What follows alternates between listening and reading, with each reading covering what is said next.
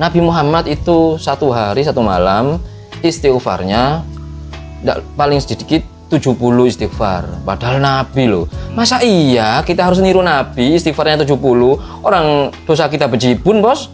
Dosa kita segunung Uhud, Bos. Istighfarnya lebih banyak. Apa itu bid'ah? Kan enggak, teman-teman. Ya, Bos. Oh, iya, kan begitu. Masa iya Nabi Muhammad itu istighfarnya 1 hari 1 malam 70. Paling sedikit lah, Bos ya.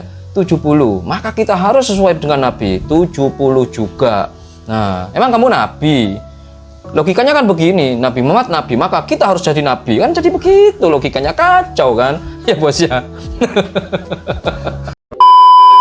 Assalamualaikum warahmatullahi wabarakatuh. Halo teman-teman, ketemu lagi dengan Doa Bang Desoya di channel Mr. Coach. Yuk mari kita ngobrol di channel ini dengan share serius tapi santai. Tapi saya tertarik kepada satu video yang dimana video ini menunjukkan apa ini, saya tidak tahu, entah ini ritual, entah ini atraksi, entah ini pamer, entah ini memang kegiatan kalau sudah gabung kepada organisasi mereka, ke ormas mereka, atau apalah saya tidak tahu.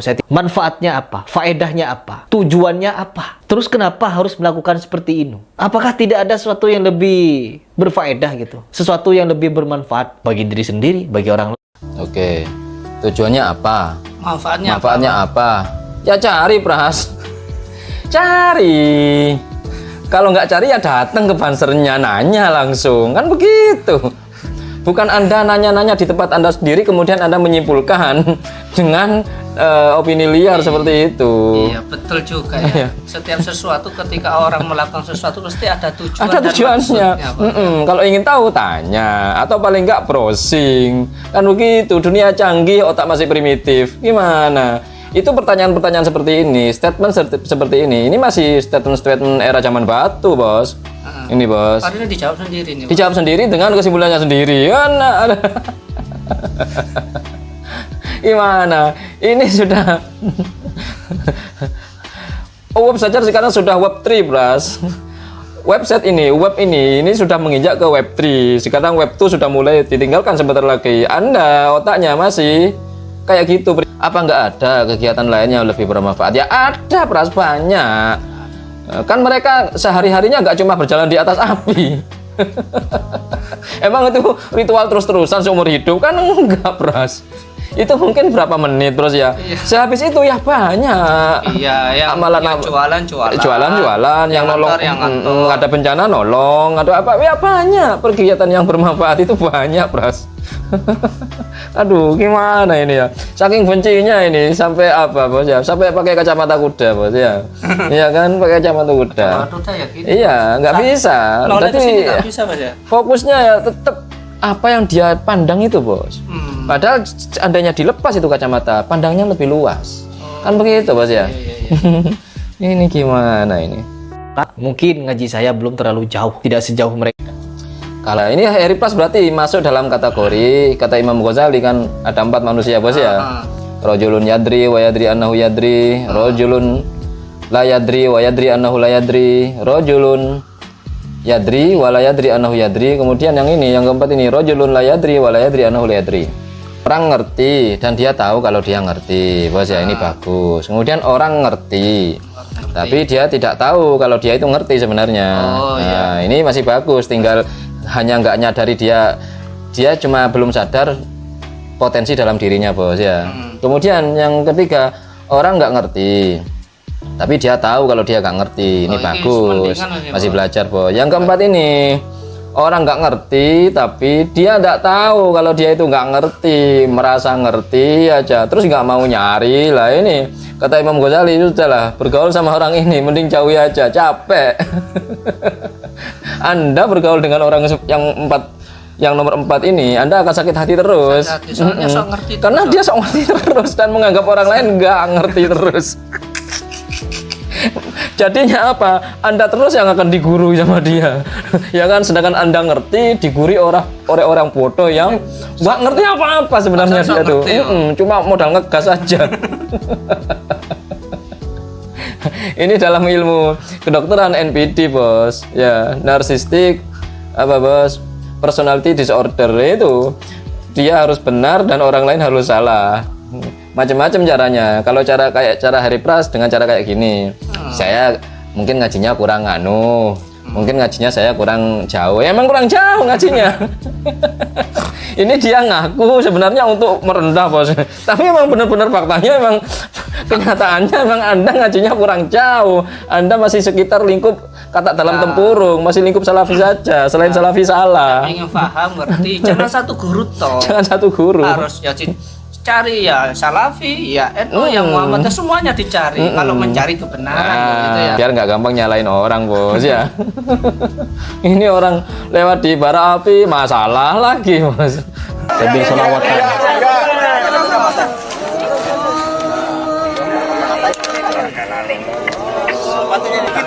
Bersolawat kepada Nabi Muhammad tapi dengan cara menunjukkan atraksi-atraksi seperti ini. Tujuannya untuk apa? Faedahnya untuk apa? Manfaatnya bagi mereka apa? Saya tidak tahu, teman-teman. Ya, saya belajar ilmu bela diri. Melihat sesuatu yang seperti ini malah heran.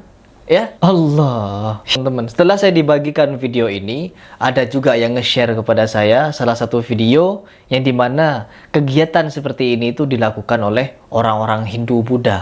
Tuh. Wow, kalau ini bara api, teman-teman. Bawa apa itu? Lari mereka.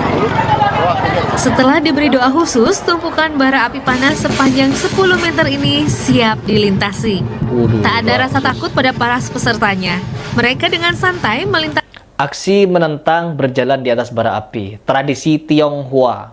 Apakah itu tidak disebut sebagai menyerupai? Menyerupai orang Hindu, menyerupai Buddha.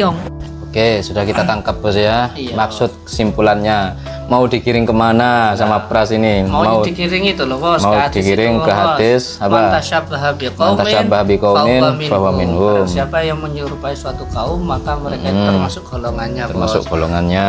Nah, tadi itu kan Buddha, Hindu itu sama menyerupai Buddha, Hindu, Tionghoa, Bos ya tadi. Ada yang sengaja menyerupai mereka, ada yang nggak sengaja tiba-tiba menyerupai, Bos. Paham, Bos? Iya, Bos. Contohnya, Anda bikin suatu tiang jemuran berdiri, kemudian dikasihlah kayak gini. Mau nggak mau dikasih kayak gini, Bos, jemuran, Bos. Menyerupai salib, apakah itu menyerupai? Ya kan nggak, Bos. Jemuran itu. Jemuran itu. Jemuran. Ya kan? Iya. Tidak ada unsur memang mau nggak mau kayak gitu bentuknya. Jemuran zaman dulu loh, Bos ya, bukan zaman sekarang. Terus apalagi, Bos? Songkok. Ya, Songkok yang bulat. Mau nggak mau kita pakai itu. Apakah kita menyerupai Yahudi? Yahudi kan songkoknya sama bulat, cuma kan lebih kecil. Oh iya. Kan gitu. Menyerupai di situ kayak gimana? Itu loh, Bos. Iya, Yang kedua, sengaja menyerupai. Lah ini masuk kategori itu, Bos. Lagian hadis itu, man tasyabbaha biqaumin fahuwa minhum. Satu mungkin masih diperselisihkan hadisnya, Bos ya. Iya. Kemudian saya nyari-nyari hadis ini. Dulu saya pernah membaca Asbabul Wurud, hadis ini panjang sebenarnya, Bos. Man tasyabbaha biqaumin itu sebenarnya hadisnya panjang. Yang pernah saya baca ya. Saya nyari tapi belum ketemu. Mungkin teman-teman ada yang tahu ya referensinya, kasih tahu saya referensinya. Setahu saya, koreksi jika salah. Ini hadis ini bermula dari begini. Sahabat perang, kemudian untuk membenteng orang kafir ini susah, Bos, susah dibobol. Kemudian ada pasukan Islam yang berinisiatif mengganti baju perang mereka dengan baju perang orang prajurit musuh, prajurit kafir ini. Digantilah, menyamar, Bos, menyamar untuk membobol benteng barisan kaki ini. Nah, menyamar begitu, setelah dia masuk ke barisan orang kafir, dia dengan mudah membunuh tentara-tentara pasukan itu, Bos. Akhirnya jebollah benteng orang kafir itu. Kemudian pasukan muslim maju, ada salah satu pasukan Islam yang nggak tahu ini prajurit ini, dikiranya prajurit kafir karena pakai seragam kafir, dibunuhlah dia, jelek, mati. Setelah mati meninggal, tak tahunya temannya sendiri. Gitu, Bos. Maka mengadulah ke Nabi, Bos. Ya Rasulullah, ada kasus gini. Maka Rasulullah mengatakan hadis, man tasyabbaha biqaumin fahuwa minhum. Seseorang menyerupai suatu kaum, ya sudah, mereka termasuk dalam golongan mereka. Ini dalam konteks bukan hukum prajuritnya itu masuk neraka, Bos, yang terbunuh, Bos. Karena dia menyelinap, ya kan? Dia berjasa. Maksudnya orang yang membunuh ini, Bos, yang membunuh bukan dihukumi membunuh orang muslim, tapi dihukumi membunuh orang kafir gitu loh bos. Orang muslimnya yang nyamar ya tetap syahid lah, kan begitu bos. Ya gini, Nabi kan sering juga mengirim telik sandi, mengirim mata-mata, ya kan? Apakah dia langsung jadi kafir? Kan enggak bos. Otomatis Nabi ketika mengirim telik sandi atau mata-mata ke pasukan musuh, ya bos ya, dia kan pasti menyerupai suatu kaum. Masa iya dia dihukumi neraka? Itu bos, itu ashabul wurud yang pernah saya baca. Ini jika diserupakan, ya dia lihat dulu konteksnya ya kan. Ini banser ini ibadah apa enggak? Kan begitu. Ibadah apa enggak? Kan begitu bos. Oh, dalam hal ibadah. Dalam hal ibadah. Dia kan bukan ibadah. Oh kan ada sholawatnya itu. Lah gimana? Nanti jika sampean ada atraksi bara api, kemudian iringi musik dangdut, protes lagi. Ini loh kelakuan banser, melewati bara api dengan musik-musik dangdut. Itu kerjaan mereka memang dangdut lah. Giliran diisi sholawat salah lagi kan nggak masalah bos. Lang kita masak sambil zikir aman bos. Aman, bos. Kita masak sambil zikir, pakai baju ada doanya, semuanya tuh dipenuhi zikir nggak masalah, nggak apa-apa. Masa iya Nabi Muhammad itu 1 hari 1 malam istighfarnya paling sedikit 70 istighfar, padahal Nabi loh. Masa iya kita harus niru Nabi istighfarnya 70? Orang dosa kita bejibun bos, dosa kita segunung Uhud bos, istighfarnya lebih banyak. Apa itu bid'ah? Kan enggak teman-teman, ya bos. Iya, kan begitu. Nah emang kamu Nabi, logikanya kan begini, Nabi Muhammad Nabi, maka kita harus jadi Nabi, kan jadi begitu logikanya. Kacau kan ya bos ya. Maka kita harus istighfar 70, ya enggak, istighfar 1000 kali gak masalah, bukan bid'ah itu. Semampunya berarti. Iya. Firewalking.